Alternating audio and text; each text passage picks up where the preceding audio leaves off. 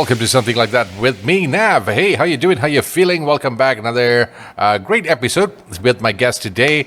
I haven't had a chat with him for a very long time. The last time he was on the podcast was approximately a year and a half ago, and now he's back again with a brand new album, which he launched recently. But this particular album is a little different from your usual stuff. Trust me, it's not the conventional methods of releasing an album. It's something to do with the internet, technology, crypto world, NFTs, well, details like that, stuff that I'm still learning. I'm going to find out more about that. He's the man himself. Let's bring him on the show. It is Christian. How are you doing, man? Hey, what's up, man? I'm good. Long time no see, brother. Very, very long, man. Very long, man. 1.5 years. I can't believe it. But first, let me start off with apologizing for not being able to catch you in his shows. I wanted to see you personally, but it's just his schedule is a bit messed up, man. All good, man. Totally understand. No worries. I'm doing another show again soon, so it's a tour anyway. And there's good. Like 3 spots in KL. Nice. So I'll definitely let you know the next spot. In fact, bro, I'll just come by. I have a free ticket for you, man. Thank you very much. Thank you very much. Thank you so much. I love, because I've been wanting to check out your shows and all, but I was like, when the moment the date clashed with my other work, my other life, I was like, oh man, that seems to be happening a lot for me lately. I've been waiting for gigs to kick in. When gigs kicked in at the very same time, work kicked in at the same time. I was like, ayo, this is bad for me, man. Just got to find some new ways of... But it's a good thing, lah. At least you're busy and there's money coming in, right? Yeah, at least, man. Staying at home for a very long time, for 2 years, was a nightmare indeed. I actually kind of liked it, man, to be honest with you, because I work from home anyway, Okay. I still do that. I do most 60% of my work is work from home, but I kind of like going out, being in different studios, that kind of thing. I gotta meet people. Right. I gotta meet people, man. I see. You're a social person, lah. Not really, but I just need to meet someone else other than my wife on a daily basis. It happens, man. Hey, anyway, congratulations on your brand new album, dude. Thank you, man. Thank you so much. Thank you. But you gotta help. Cummings. Yeah, but you gotta help me out in one particular thing: the name of the album. Right. So the name of the album is self-titled. It's just CHRISTIAN THESEIRA because it's my debut album. It's my first solo album, actually. Okay. And I mean, before this everything was with Back to Basics. So this is my first solo endeavor, and I just decided I'd self-title it. Yeah. Okay, cool. Because I was trying to look for stuff, and details on the entire album before I even had this particular podcast, but I couldn't find much of the details because it is a bit unique. Like I mentioned at the start of the show, it is not your conventional album release. It's an NFT album release, which is kind of a nightmare for someone like me, but then again, it's no excuse for not trying to learn to understand the whole concept of it, right? But before I get into that details, tell us more about this. I would like to know more about this particular album, because compared to the last time, the 1.5 years ago, you released a single, and I think you're working on after the last podcast, you had about 1 or 2 singles after that. So is this particular album a build-up to what it was before, or is it like a brand new thing altogether? That's exactly it. So what happened was I started writing this album in 2019, and when I released the first single, You Had Me on the Show. I remember that. And what I was intending to do was release it single by single because of the pandemic. You couldn't play the album live, you couldn't do tours and stuff like that. So I just released it single by single, hoping, waiting for the time in which the pandemic would be kind of somewhat over and you could go back to live shows. But of course that took about 2 years, right? That's a very long time. So I started writing it. Yeah, exactly. So I started writing in 2019. And by the time I was done with writing the album, it was early 2020. And I released the first single mid-2020, which was Pillow Talk, which I think I might have premiered on you. Yes, you did. Yeah, that's right. And then I released 6 singles following throughout 2020 and 2021. And then the pandemic, we were in lockdown again. Just as I released the last single and was just about ready to go on to start playing live shows with it, to promote it, we went into another lockdown. So I held off, and then in December we kind of opened up a little bit, but things were still iffy. So I thought it's better to just kind of hold off and wait for wait to see what happens. And then, when things started to look a bit clearer and things were somewhat going back to normal, I decided I might as well release it as an NFT as well, and then tour the album as an NFT. Yeah. So nice. What I'm on now is the first, probably, I think I'm the first Malaysian, if I'm not mistaken, to have an NFT album and tour the NFT. So it's an NFT album launch tour that I'm on right now. Nice. We kicked off last week on the 6th of May. That was the launch. Yeah. Oh man, I missed that, man. But this particular album, everything you, only you? Is it like, do you have any features or anybody else contributed to the composition of the tracks in this one? Yes, that's right. So I had Alicia Dana from Tiga Soul. She featured on 2 of the tracks. One was The Weekend. Okay. The other one was Runaway. And Q Sound also, Marcus Q Sound, he featured on Runaway as well. He played horns on that track, and the rest were solely me. Yeah. Nice, man, nice. And now the $1 million question: why NFT? Because seriously, Right. it's solely on NFT only, right? No other platforms, right? No, it's on Spotify, so you can get the full album on Spotify as well. Okay. But the difference is that on Spotify you get 7 tracks from the album, Okay. but on the NFT, if you buy the NFT album, you have the bonus tracks and the extra content that comes with it. Okay. So the extra content is stuff like extra graphics, and there's 2 bonus tracks on the album. And so that's what you would get if you purchase the album in full. There's a thank you note, some extra graphics and stuff. And the reason why NFT, bro, is because, I mean, other than the fact that it's trendy, everything. Yeah, it has been going on for a while now, except for Malaysia. We haven't really quite picked that up yet, but you did, of course. That's right. In comparison with most of them out there. So it has been going on. So it is kind of exciting to find out, hey, got a Malaysian who actually went all out for using an NFT album. So what made you get into it in the first place? So, I mean, it's actually not that complicated. Getting into it was quite... I was already investing in cryptocurrencies in 2017. So I kind of kept up with the space and kept up with technology, with the blockchain technology. Okay. So when NFTs started to come out, I saw the use case for it, how it was happening and how you could use it. And immediately I jumped on it because it gave artists, like, do you remember how, like, in the 90s and the 2000s, we would buy albums, you buy albums in whole, right? And yeah.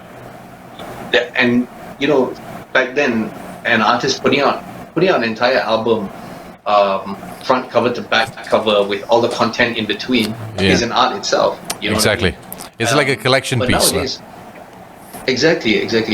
But nowadays, people don't really listen to an entire album anymore. They listen to a few songs on Spotify. I mean, I'm guilty of it too, right? Okay. And maybe from an album, you listen to 1 or 2 songs, and you don't listen to the rest. And if you're a true fan of the artist, it's kind of a crime. You know what I mean? It's almost sacrilege. Yeah, because exactly.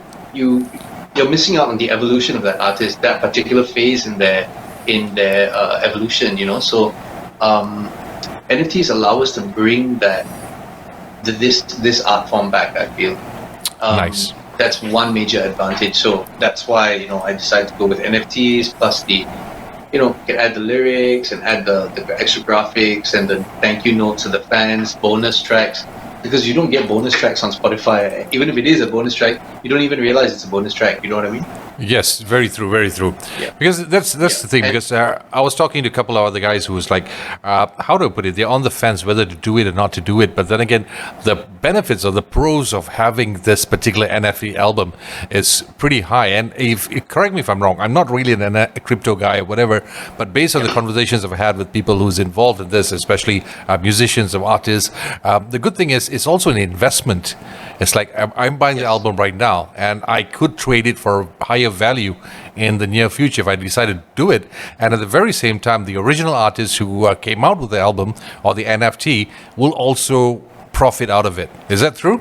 Absolutely, yeah. So that's exactly right. So that's another major advantage of turning an album into an NFT or even a single into an NFT, because now as an artist, I get to reach out directly to my fan base. I don't have a middleman anymore. You know what I mean? True. So Spotify and Apple Music, as convenient as they are, and I'm not putting down those platforms, they still are very, the mass uses it right now. So even as an artist who is minting NFTs with minting my albums as an NFT, I still use Spotify, right? But the true diehard fans that want extra content and want to support and want to invest and want to buy collectibles from me as the artist, they would buy the NFT. You know what I mean? Because Spotify, like I said, it doesn't give you the entire art. You know what I mean? It's just a random listen. It's not exactly a collection. Neither is an experience itself. Exactly. I mean, and me as the artist, truth be told, as much as Spotify can give you the reach, at the end of the day, Spotify and other platforms, streaming platforms, are paying pennies on the dollar, right? True. Whereas when I reach directly to my fan base, they're buying the entire album from me at that price. And now not only am I making the full profit for my work, but for the person who's buying it, that NFT is going to appreciate in value. True. So it's a collectible, right? Like it's not like on Spotify where you're leasing the track to listen to it every time. You know what I mean? And you're paying 15 ringgit a month. And it just dies off. The album. Exactly. Yeah. In this case, you're buying the album, and then the NFT value increases. And should you want to sell it, it becomes a collector's item basically. Should you want to sell it, you get more value for it when you resell. And the other advantage is that, of course, as the artist, every resale, right, of the album, like say for now, for example, now you buy the album and you resell it for a higher price, I get 10% of the profit. So as the artist, that's extremely beneficial for me. That's a royalty for me, right? Yeah. Yeah. So I mean, that's some of the major advantages of having an NFT album. That's pretty cool, man. There's one thing I admire, because I was also talking to people like Vandal. Vandal was the first person who actually introduced me to the whole thing. I was supposed to take this entire podcast to the NFT world, but I am still cracking my head on how the whole thing works. But it is an exciting thing. I managed to check out a couple of the Crypto Voxels concerts that's going on. What started off, as I could recall, when Vandal first started it with DAOs, it was like basically you have 1, 2, 3 people, and then now I see it's a huge party going on down there. It has expanded, and it's not only just Malaysians, it's like they get to take their music to different parts of the world, something that's not commonly done in the local industry itself. So you get a wider reach, people who appreciate the music and the art form itself. So which is an interesting thing. I would encourage as many artists to do so. But at the very same time, there's also issues like, say, for example, the recent issues of Bitcoin, of cryptocurrency crashing, and all this kind of stuff. I don't buy into the whole thing, but because I believe what goes down must come up again. You see, that's how it works, because we have heard rumors through the years. Oh, crypto just lost 40%, 50%. The very next day, somebody made about 2,000% out of crypto. So it just keeps on moving and so on. But do you have worries that getting into this might affect you on the business term of it if these things occur, like crashes and rises, like Luna has kind of disappeared, and things like that? Do you have those concerns? No, I mean the thing is, like, with the NFT market is not heavily affected by the rise and fall of the value of a coin. Okay. You know what I mean? Okay. I mean, yes, your profits would be affected because you value, let's just say I'm selling the album, I value the album at 1.2 near tokens, right? Okay. Near protocol tokens. And if the value of near drops, then yes, it does affect my sales. But as you say, when the market goes down, it will go back up. I've been in the market since 2017, and so far it's been profitable. Okay. So, and it doesn't look. There's no reason it appears to me that the market would be too badly affected. I mean, I've always seen it jump back up. You might have to wait a certain period of time, but I think eventually at some point, it will be profitable. You just got to know when to buy and sell, I guess. Because all the noise makers that I hear right now are the guys who's not involved in crypto at all.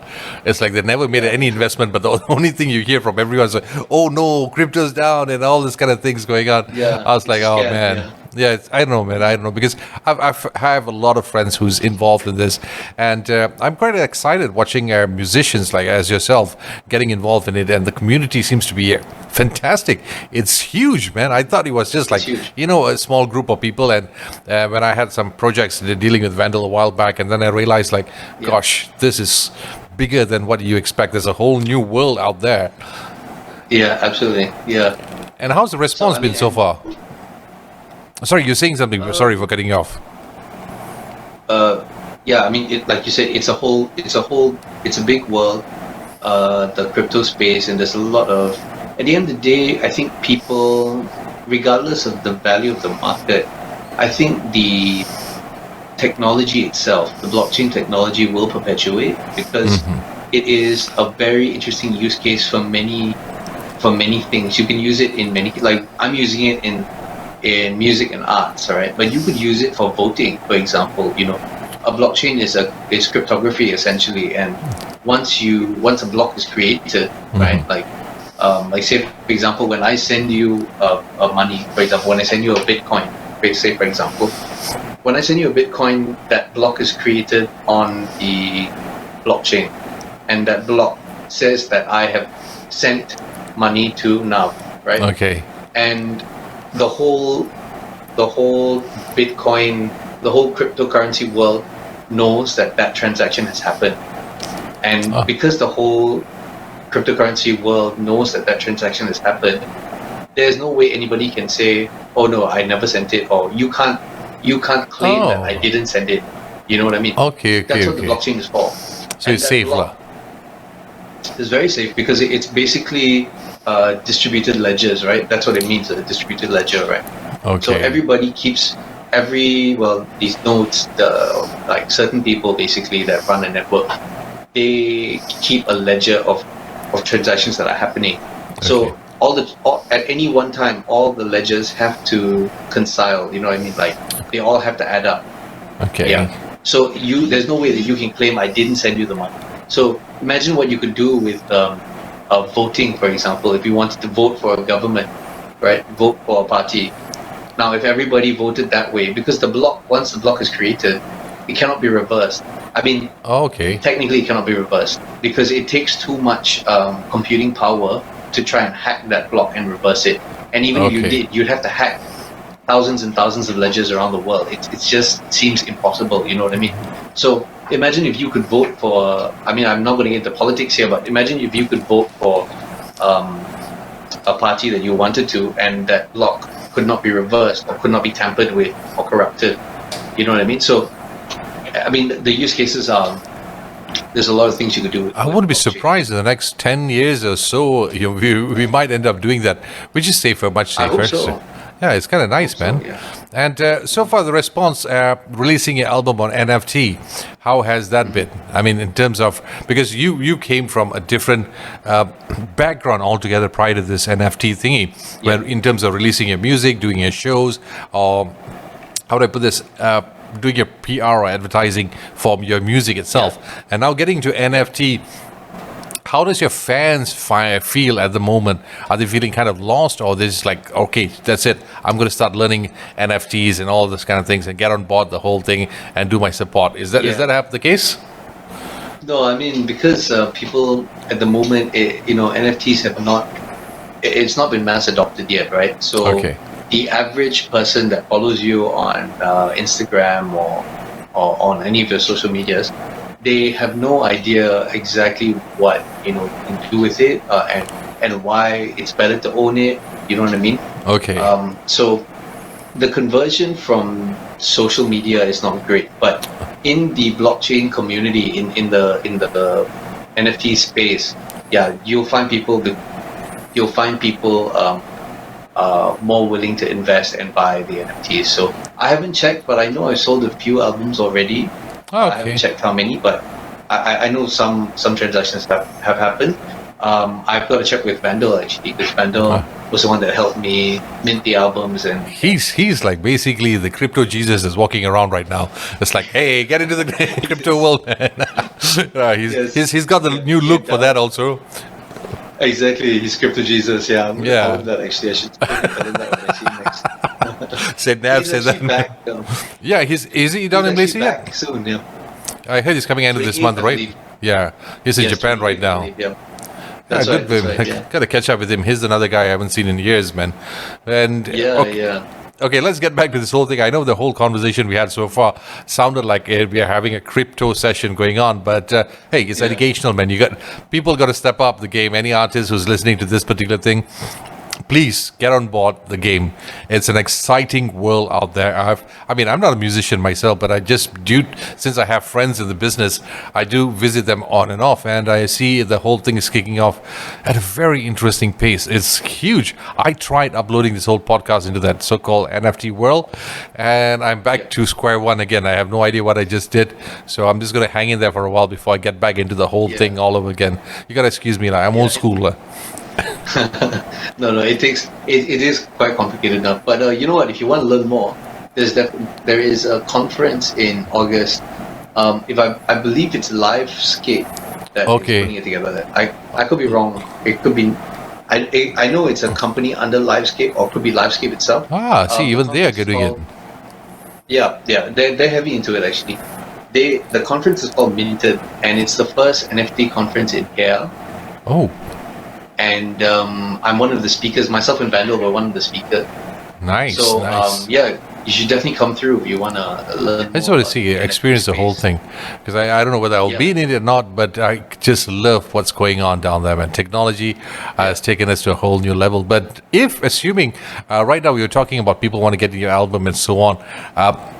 In simple words, or for someone like me, if I would really want to get your album from the NFT world right now, what exactly do I have to do?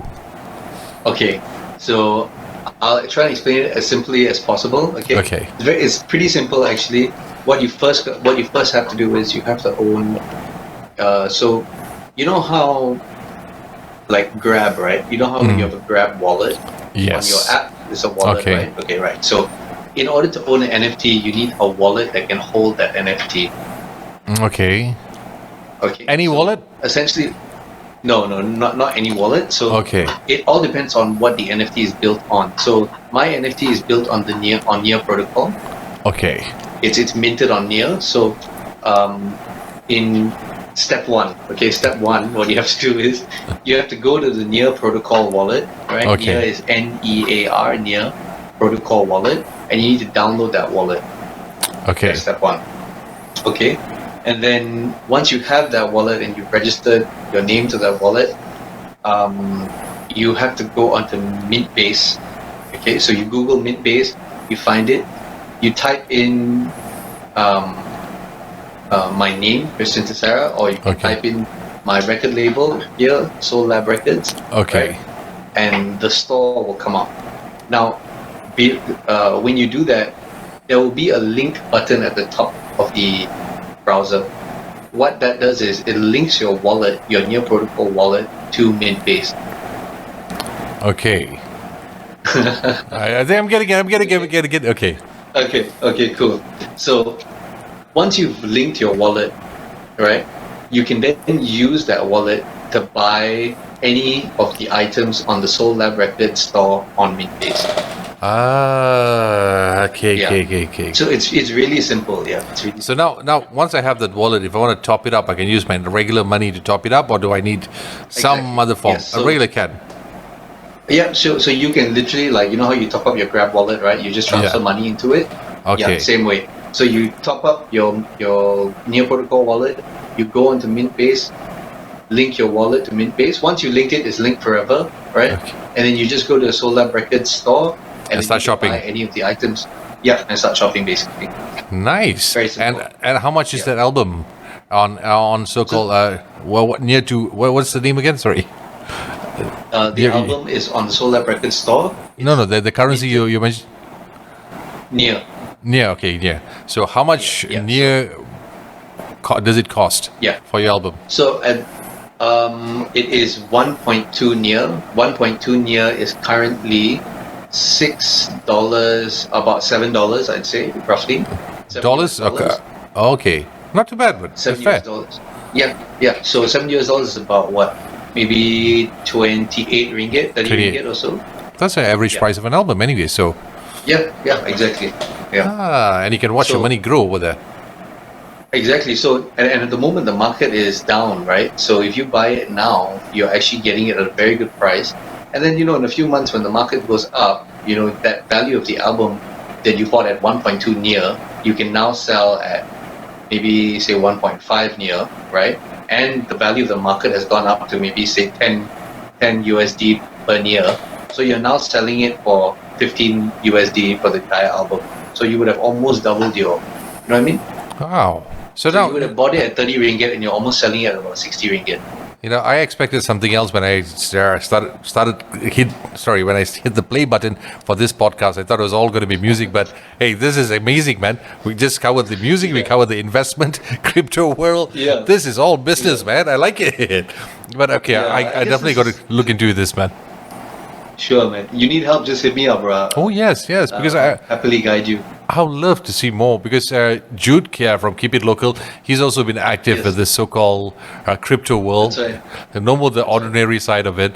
It's like it's kind of making it a little difficult for me, but I'm not complaining. It's up to me to pick myself up and start learning this whole thing.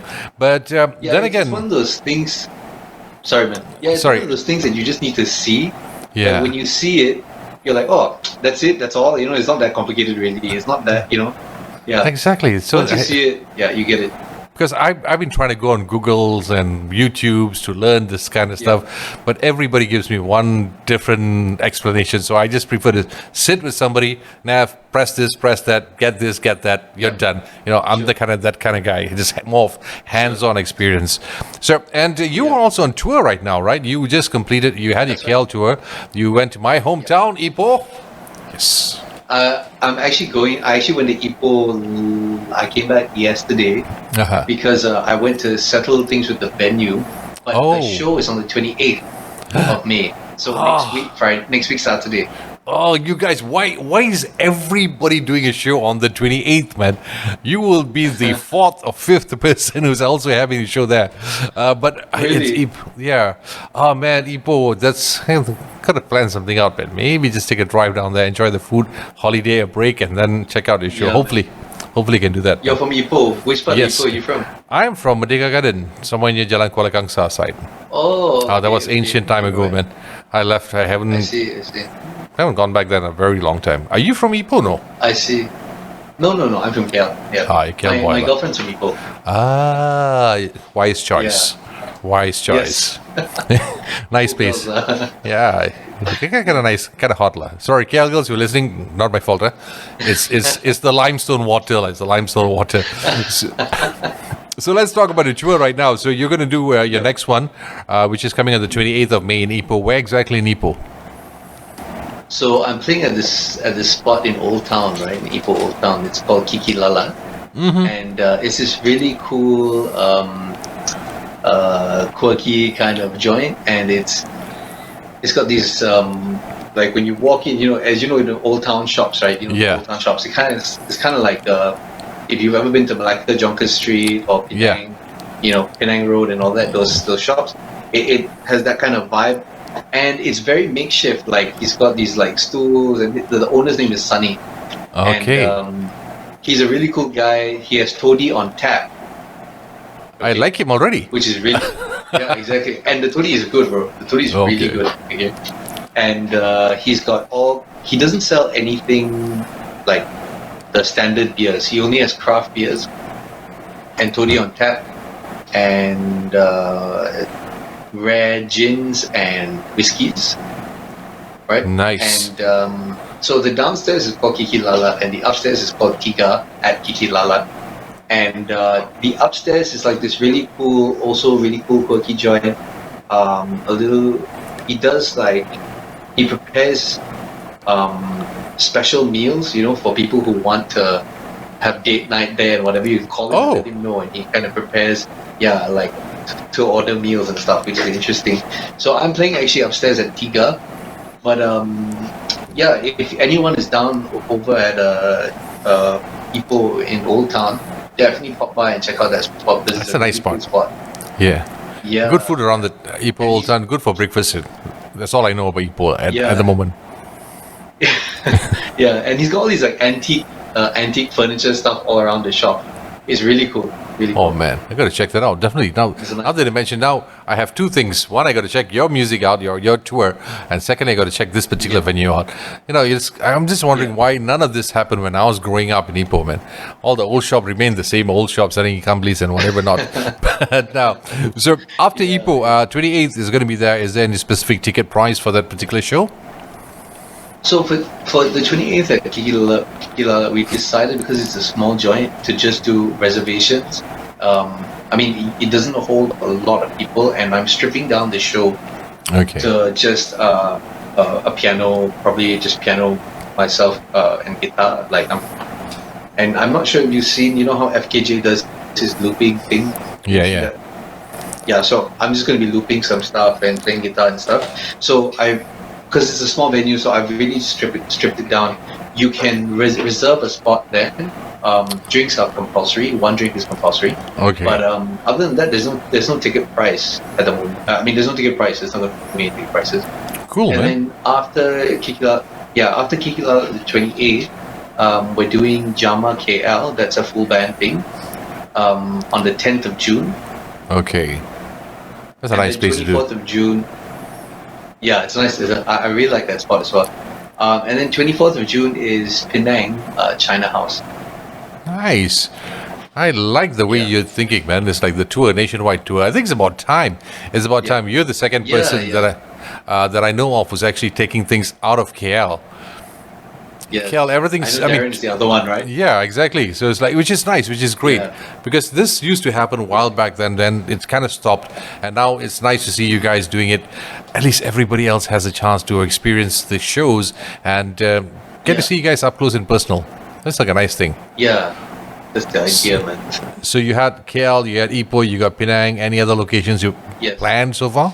Yeah. So actually, Malacca and JB, we have another KL show besides Jama as well, but we're just confirming that. But Malacca is actually, it's already kind of solidified. I just don't want to announce it yet. Okay. Because we're working a few things out, but Malacca is definitely on the cards as well. It's just trying to decide between one venue or another. Yeah. Okay. So before I announce it, I'd rather confirm which venue it is. Yeah. And every location. And every location that you go to is it the same concept of your performance? Like, say, for example, you just mentioned that Ipoh is going to be just you and your guitar and piano, and other places that you go. Are you going in the full band, or is this just a solo act? It depends. It depends on the venue. Because some venues, when they have a smaller capacity, I try and simplify the instrumentation and the arrangement, because in a smaller venue, you don't want it to be too loud. You know what I mean? Okay. It's more intimate, and there's no point me with a full band and a horn section jumping around on stage, and there's only 30 people. True. The vibe is not the same.